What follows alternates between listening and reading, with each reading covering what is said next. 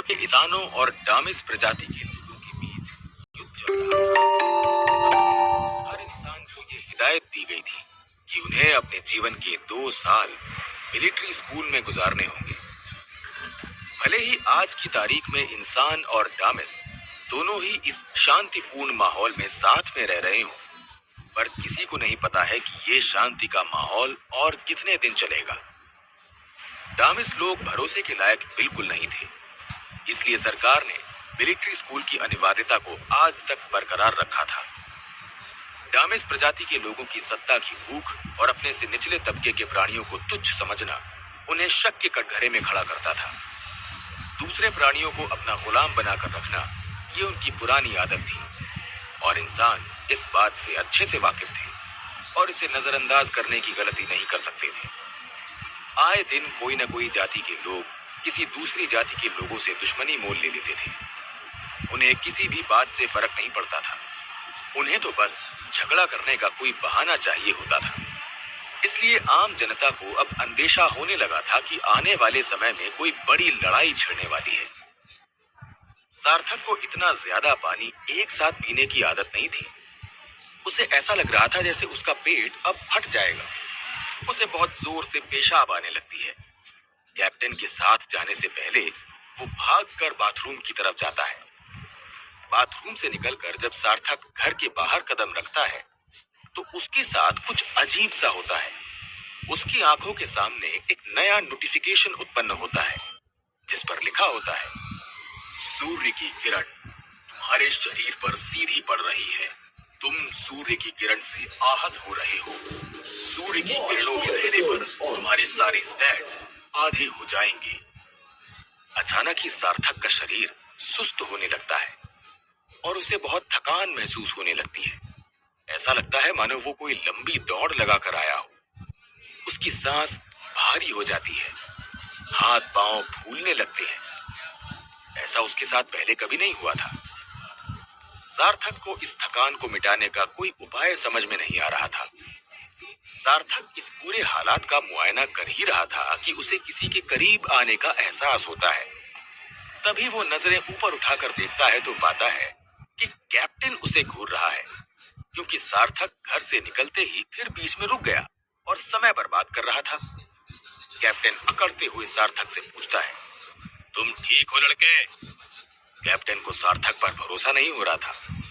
उन्हें लग रहा था कि वो कहीं मिलिट्री स्कूल के नाम से भाग ना जाए। ऐसा हर साल कोई ना कोई मिलता है जो मिलिट्री स्कूल जाने के नाम से कतराता है, भागने की कोशिश करता है और फिर फौजियों को उन बच्चों को स्कूल ले जाने के लिए दूसरे हथकंडे आजमाने पड़ते थे। हालांकि सार्थक को कुछ सुनाई नहीं दे रहा था और ना ही उसका अपनी जिम्मेदारियों से भागने का कोई इरादा लग रहा था। वो तो बस उसकी आंखों के सामने नाचती स्क्रीन में ही खोया हुआ था, जिसमें उसे अपने स्टैट्स कम होते नजर आ रहे थे। सिर्फ स्टैट्स ही नहीं, उसका एचपी भी बुरी तरह से गिरा हुआ दिख रहा था। एचपी 5 आउट ऑफ 5, बल 5 आउट ऑफ 5, क्षमता 5 आउट ऑफ 5, फुर्ती 5 आउट ऑफ 5। नहीं, ये तो गलत है। सार्थक गुस्से में जोर से चिल्लाना चाहता है, लेकिन फिर उसे याद आता है कि वो अभी अकेला नहीं है। सार्थक गुप्ता! कैप्टन कड़क आवाज में उसे फिर से आवाज लगाता है, लेकिन सार्थक का ध्यान अभी भी उसी स्क्रीन पर टिका हुआ था, जहां एक और नया नोटिफिकेशन आता है। तुम्हें एक और दैनिक चुनौती मिलती है। दैनिक चुनौती, 8 घंटे तक सूर्य की रोशनी से दूर रहें। इनाम 5 एक्सपीरियंस पॉइंट्स। जैसे ही सार्थक नई चुनौती के बारे में देखता है, उसका मूड ठीक हो जाता है और चेहरा उत्साह से खिल उठता है, क्योंकि ये चुनौती पिछली वाली की तरह मुश्किल नहीं थी, जिसमें उसे 2 लीटर पानी पीना था। सार्थक के लिए धूप से दूर रहना बहुत आसान काम था। वो 8 घंटे सोकर भी इस चुनौती को पूरा कर सकता था। सार्थक के दिमाग के घोड़े और तेजी से दौड़ने लगते हैं और वो सोचता है कि यदि ये स्क्रीन वाला पूरा सिस्टम सही है और अगर ये उसी तरह काम करता है जैसा कि वीडियो गेम्स में होता था, तो इसका मतलब ये हुआ कि जब सार्थक के 100 एक्सपीरियंस पॉइंट्स पूरे हो जाएंगे तब वो एक और पड़ाव ऊपर चढ़ जाएगा और उसके सारे स्टैट्स भी बढ़ जाएंगे। इस लिहाज से जितनी ज्यादा दैनिक चुनौतियां, उतना सार्थक के लिए अच्छा होगा। ए लड़के, इतना धीरे क्यों चल रहा है? फुर्ती दिखा। मिलिट्री स्कूल में इतने धीमे लोगों का जीना बहुत मुश्किल हो जाता है। कैप्टन अरविंद सार्थक पर चिढ़कर उसे चिल्लाते हुए कहता है, ताकि सार्थक अपने ख्यालों से बाहर निकले। चलते चलते सार्थक एक बड़े से पार्किंग लॉट में पहुंचता है, जहां पार्किंग लॉट के बीचों बीच में एक लंबी सी बस खड़ी हुई थी। थोड़े आगे जाने पर सार्थक पीछे मुड़कर कैप्टन अरविंद को देखता है तो पाता है कि कैप्टन अरविंद उसे फिर से घूर रहा है। जब सार्थक उस बस में चढ़ता है, तब उसे दिखता है कि वो बस पूरी भरी हुई है और इस बस में सभी बच्चे उसी की उम्र के समान हैं। सार्थक सबकी शक्लें ठीक से देखता है तो पता चलता है कि वो इनमें से किसी को भी नहीं जानता है। इसका एक ही मतलब था कि ये सब अलग अलग स्कूल से आए थे।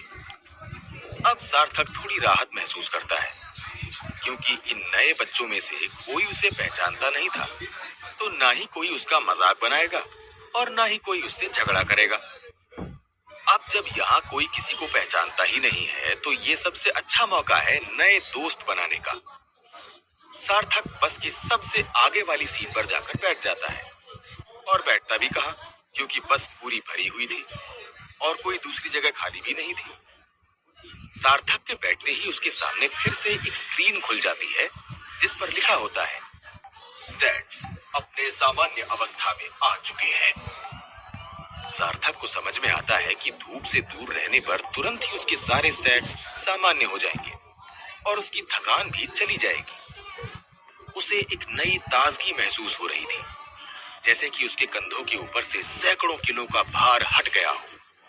वो अपने मन में सोचता है, चलो ये तो पता चला कि सूर्य की सीधी किरणों से दूर रहने में ही भलाई है।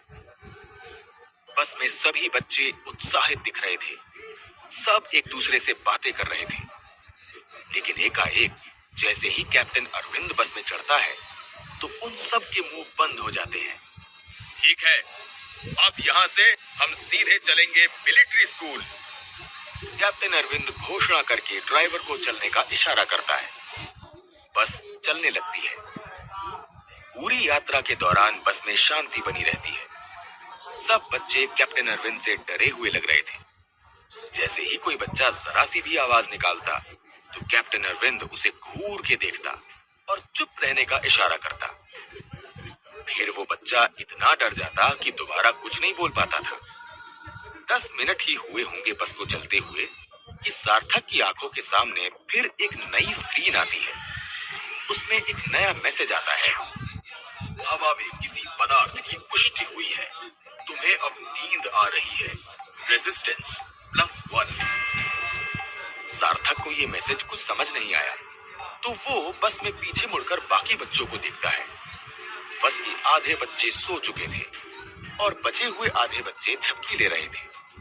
सार्थक बहुत डर जाता है।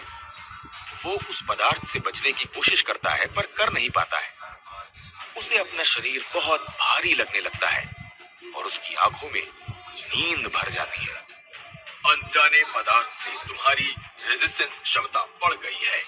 रेजिस्टेंस यानी किसी बाहरी या अंदरूनी प्रभाव को सहन करने की क्षमता, रेजिस्टेंस +1। तभी सार्थक को किसी के कदमों की आवाज आती है। उसकी मदहोशी टूटती है और वो सिर उठाकर देखता है तो पता चलता है कि उसके सामने कैप्टन अरविंद चावला मास्क पहने खड़ा है। लगता है तुम लोगों में से कुछ ऐसे भी हैं जिन पर स्लीपिंग गैस का असर नहीं होता। चलो कोई बात नहीं, तुम जैसों के लिए हमारे पास और भी दूसरे उपाय हैं। कैप्टन एक काले कपड़े का मोटा झोला लेता है और सार्थक के मुंह पर चढ़ा देता है। सार्थक का चेहरा पूरा ढक जाता है और उसे कुछ दिखाई नहीं देता। फिर धीरे धीरे वो स्लीपिंग गैस सांसों के जरिए सार्थक के दिमाग में चढ़ने लगती है और कुछ मिनटों में ही सार्थक को बेहोश होकर नींद आ जाती है। कुछ समय पश्चात सार्थक के मुंह पर कहीं से पानी के तेज छींटे पड़ते हैं, जिससे वो छटपटा कर उठता है और अपनी आंखें मलता है। उसका नशा टूटता है और जैसे ही वो अपनी आंखें खोल कर देखता है तो उसे वहां हर जगह हरे रंग का घना धुआं नजर आता है। सार्थक अपने आसपास देखता है तो उसके होश उड़ जाते हैं।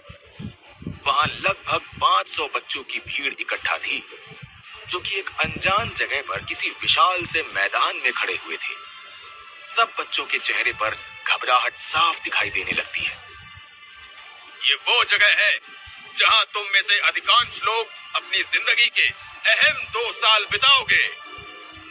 कैप्टन अरविंद की बुलंद आवाज इन बच्चों के यहाँ होने का कारण समझाती हुई फिर सुनाई देती है।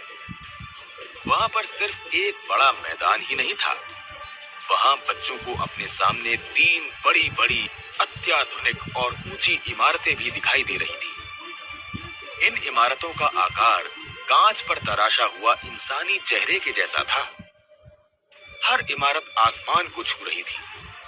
उनकी ऊंचाई लगभग 1000 फीट थी। वहां जिसे देखो वो मिलिट्री की यूनिफॉर्म में था।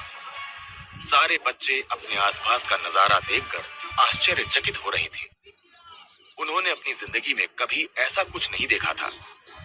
सिर्फ यही नहीं, जिस मैदान पर वो खड़े थे उसके नीचे एक बहुत बड़ा और अत्याधुनिक शहर बसा हुआ था, जो बाहरी दुनिया से छिपा हुआ था।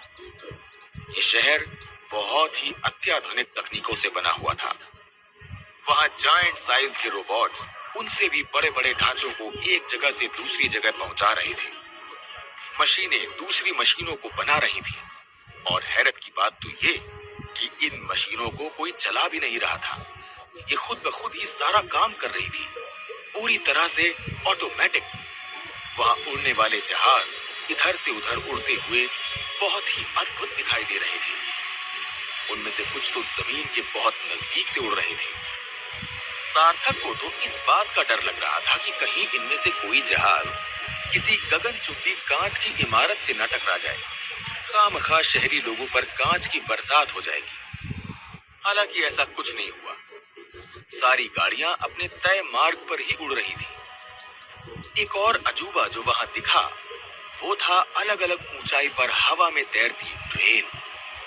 सब बच्चे इस बात से ज्यादा अचंभित थे कि ट्रेन की पटरी कहाँ है। इन आधुनिक चीजों में से कुछ तो ऐसी भी थी जिनके बारे में आम जनता ने कभी सुना भी नहीं था। डामिस प्रजाति के साथ हुए पहले युद्ध के बाद इंसानों ने तकनीकी और विज्ञान के क्षेत्र में बहुत लंबी छलांग लगाई थी। ऐसा इस वजह से हो पाया क्योंकि युद्ध के खत्म होने के बाद कुछ इंसानों ने डामिस लोगों के हथियार और तकनीक पर कब्जा कर लिया, जिससे उनकी बहुत तरक्की हुई और मिलिट्री को बहुत फायदा पहुंचा। मिलिट्री ने तब ये फैसला लिया कि अधिकांश हथियार और तकनीक वो अपने पास ही रखेंगे। उनका दावा था कि इनमें से कुछ हथियार तो बहुत ही ज्यादा खतरनाक है और आम जनता के हाथ में इनका गलत इस्तेमाल हो सकता है। जब सार्थक इस नई दुनिया को घूर घूर कर निहार रहा था, उसे एकदम से धक्का लगता है और अपने हाथ पर किसी तरह का भार महसूस होता है। वो अपनी कलाई की तरफ देखता है तो उस पर किसी तरह की एक डिजिटल घड़ी बांध दी गई थी। वो हाथ उठाकर देखता है, लेकिन उसकी स्क्रीन पर सार्थक को कुछ नहीं दिखता। तभी कैप्टन अरविंद की कड़क आवाज आती है। वो अपने अंदाज में समझाते हैं, तुम सबके हाथ पर जो बांधा गया है वो तुम्हारी जीवन रेखा है। इसे संभाल कर रखना ही तुम्हारी जिम्मेदारी है। इस मिलिट्री बेस में ये घड़ी ही तुम्हारी पहचान है। इसकी मदद से तुम्हें बेस के अलग हिस्से में जाने की अनुमति मिलेगी। खाना और अन्य चीजें खरीदने के लिए भी यही घड़ी तुम्हारी मदद करेगी।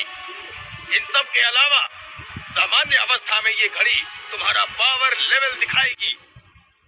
सार्थक को इनमें से कोई भी बात समझ नहीं आ रही थी। सब सिर के ऊपर से उड़ती ट्रेन की तरह निकला जा रहा था। वो परेशान होकर अपने आसपास के बच्चों के चेहरों को देखता है तो उसे थोड़ी राहत मिलती है कि वो अकेला नहीं है। यहाँ और भी बच्चे हैं जिन्हें कैप्टन अरविंद की बात समझ नहीं आ रही है। अब सार्थक और इन सब बच्चों के साथ क्या होने वाला है, जानने के लिए सुनते रहिए ये अद्भुत